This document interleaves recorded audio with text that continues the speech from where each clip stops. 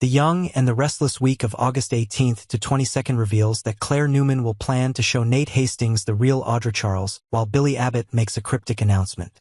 The Young and the Restless week of August 18th to 22nd reveals that Claire Newman will plan to show Nate Hastings the real Audra Charles, while Billy Abbott makes a cryptic announcement.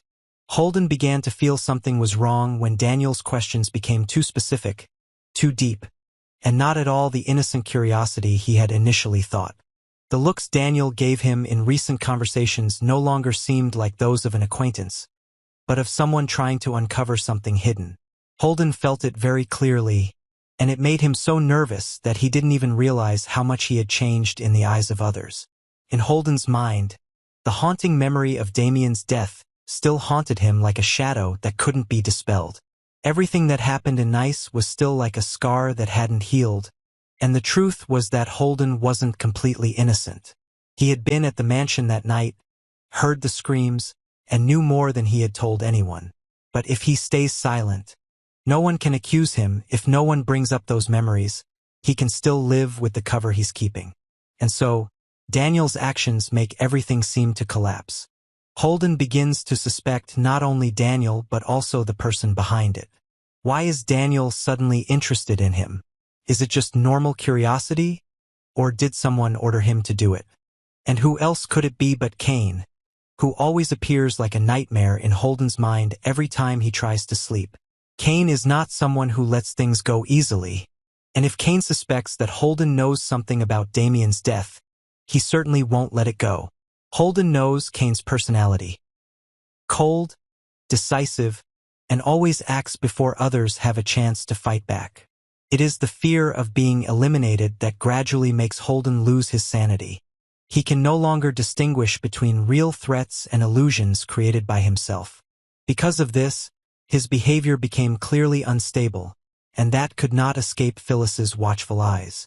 She began to sense danger from Holden, but did not know why. She only saw that her son often came home with a more tense expression than usual, always looking around as if afraid that someone was watching, and became unusually secretive. When she tried to ask, Daniel just smiled and avoided, making her unease grow more and more. She did not know that the harmless questions Daniel asked at work could drive someone like Holden crazy. But the sensitivity of a mother made her feel the need to act. However, when she really wanted to dig deeper, things seemed to have gone too far. Holden not only suspected, but also began to plan an action. He thought of taking action first, not with Daniel, but with Kane. To Holden, if anyone was truly dangerous, it was Kane. Daniel could just be a tool, a pawn pushed out by Kane to distract him. If Holden could get rid of Kane, he believed that all the danger would disappear, that Daniel would no longer have a reason to continue investigating. So, one quiet night, Holden began to outline a detailed plan. He investigated Kane's schedule, grasped his travel habits, and even considered hiring an outsider to act on his behalf, in order to avoid being implicated. But those shady actions accidentally caught Phyllis's attention, and this time, she knew for sure that something serious was going on. She saw Holden's cold eyes when she accidentally met him at the restaurant. She sensed the danger emanating from his every little action. But all those feelings were still emotional. She had no evidence, did not know exactly what was going on. As she followed him, she only caught vague conversations, hastily hung up calls, and Holden disappearing without warning. She wanted to warn Daniel, but before she could say anything, something happened that sent things spiraling out of control. On what seemed like a normal evening, Daniel went missing. His phone was off and no one knew where he was. Phyllis began to panic. She called everyone, ranting about familiar locations, but Daniel seemed to have evaporated from the world. At this point, all her suspicions fell on Holden. She remembered the looks, the unusual gestures, and the real nightmare began when she found a crumpled piece of paper in Holden's trash, Daniel's schedule, marked in detail as if someone had been following him for days. Phyllis knew she didn't have time. She had to find Daniel before it was too late. But she couldn't do it alone. She is faced with a painful choice. Go to the police and expose the truth, or turn to the only person who can help her act faster, Kane. Faced with the person she once suspected, She is forced to put her trust in one dangerous man to save her son from another dangerous man. But what Phyllis doesn't know is, in the shadows, Holden is preparing the next step of his plan, and the real target is not just Daniel or Kane, but everyone who dares to doubt him. Chelsea had always tried to keep a safe distance between her emotions and reality, but when she heard that Sally had officially become the head of the new company that Billy had restructured, she couldn't help but feel a whirlwind of thoughts. It wasn't jealousy, because Chelsea had come to accept that she and Billy would never be the same again. It wasn't hostility, either, because the fiery clashes of the past with Sally had cooled, giving way to a quiet recognition between two women who had pushed their limits to survive. But Chelsea knew Billy, knew him too well to not worry. Because whenever Billy declared someone had potential or worth investing in, it usually meant that person was being pushed into a dangerous game where ambition, trust, and vulnerability were mixed up to the point of no longer being recognizable. Sally may be smart, capable, and independent, but if Chelsea was right, she was standing on a stage set by Billy, where all the spotlights were on something no one dared to name. At first, Chelsea wanted to think positively. Sally might be the right strategic choice for the new leadership position. She was young, sharp, and had proven herself in many previous ventures. Though they had been bitter rivals, Chelsea could not deny that Sally had grown tremendously both personally and professionally. If Billy had truly given Sally this important position with the intention of helping her succeed, Chelsea could rest easy, even be happy for her friend. But unease crept in like a cold wind through a half-closed door. She wondered if Sally knew what game she was really playing, and if Billy was truly honest about the intentions behind this arrangement. Because Chelsea knew that when Billy said things were still on track, there was another layer of depth that even insiders couldn't see. The meeting in the jazz room made Chelsea feel even more uneasy. The atmosphere there flowed like music, smooth but not entirely relaxing.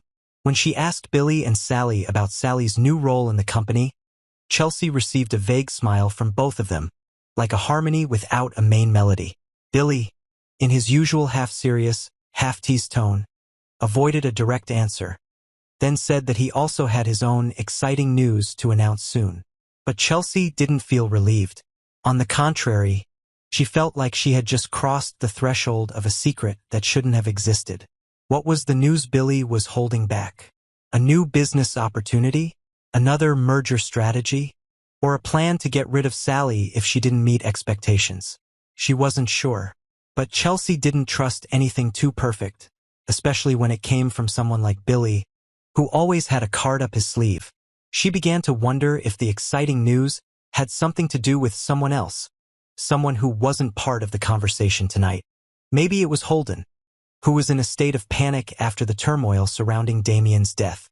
If Billy was secretly negotiating some project that would involve Holden, Chelsea knew the risks involved. She didn't trust Holden, and if Billy was letting Sally work closely with him, it wasn't just a mistake, it was a potential betrayal. But it was also possible that Billy was secretly working with or against Kane, who had recently shown signs of trying to regain influence in the business world. If the exciting news was actually a strategic move against Kane, and Sally was just a pawn, Chelsea knew things were about to get out of hand.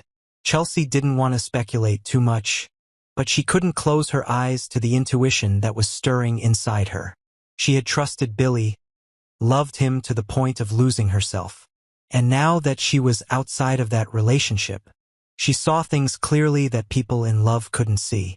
Billy wasn't a bad person, but he wasn't always aware of the impact of his actions. He might think he was helping Sally, giving her a chance, but Chelsea feared that this was the kind of help that could cost Sally her reputation, her career, and even her safety. With Holden's suspicious presence and the unclear plots surrounding Kane, any of Billy's projects could turn into a minefield if he took the wrong step. Chelsea couldn't tell Sally what she thought, because there wasn't enough trust between them to warn her outright. But she decided to keep an eye on things.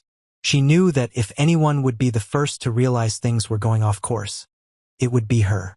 And if Sally was pushed over the edge, Chelsea knew she wouldn't turn her back.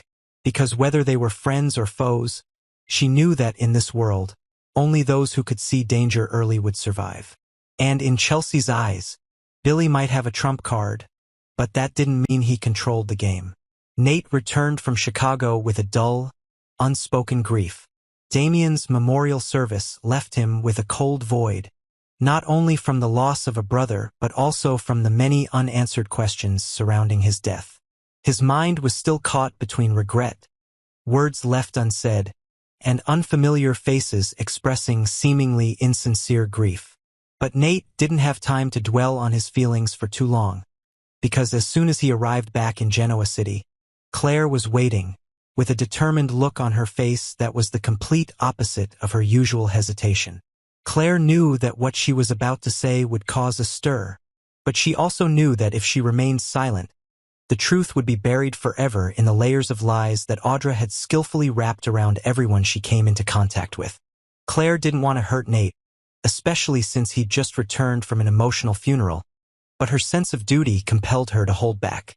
At society, where everything seemed peaceful with its soft music and polite atmosphere, Claire didn't wait or beat around the bush. She forced Nate to listen, forcing him to confront what she believed he needed to know right now. Claire's words were short but powerful. "It's Audra. There's something you need to know about who she really is." Nate was initially confused, but within seconds, he felt as if a large block of ice had slid across his chest. That name, Audra, had been the anchor he'd thought he could cling to during his disorienting days. But now it was the center of a new storm that Claire had started. The problem was, Claire wasn't sure whether to reveal everything right away. Something was holding her back. Maybe it was because Nate was still in mourning, maybe it was because of the complexity of the truth.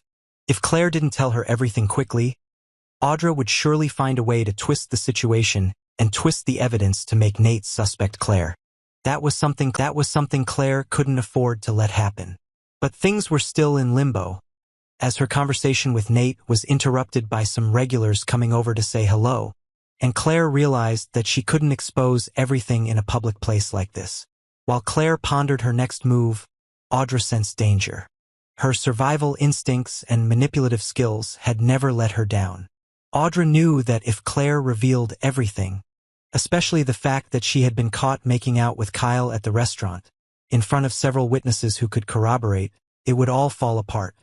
Not only was it her relationship with Nate, but also the image of power and control that Audra had worked so hard to cultivate at Newman Media and her strategic connections. So she quickly went from defense to offense. Instead of denial, Audra crafted a perfect story, in which Claire was the one who was driven by blind jealousy. Audra didn't hesitate to use a few old text messages from when Claire and Kyle worked together, to imply that Claire had once had unrequited feelings for Kyle, and now that she saw him being intimate with Audra, she became hostile. In addition, Audra subtly hinted to Nate that Claire might be working for Victor, who had a clear motive for breaking up Audra and Newman Enterprises. Nate, traumatized by Damien's death and still mentally unstable, becomes an easy target for manipulation. He begins to drift between two streams of information. On one side is Claire, who has helped him through his times of disorientation but who also seems to be holding on to too many unclear things.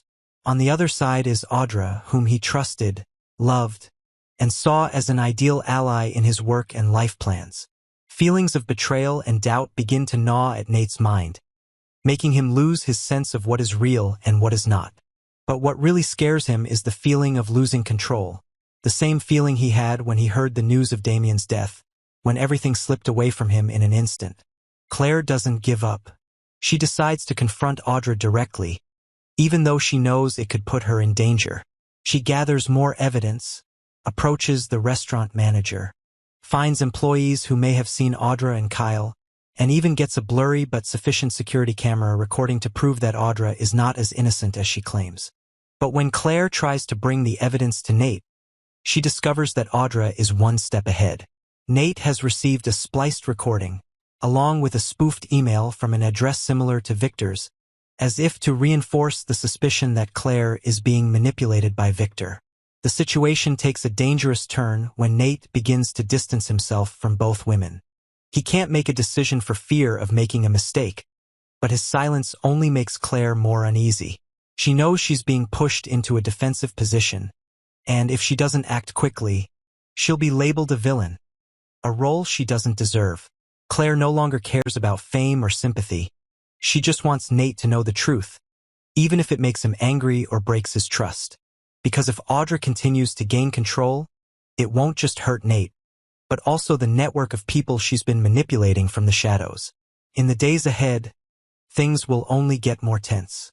Audra, ever the cunning woman she is, will not back down. She will do anything to make Claire the scapegoat for her own mistakes.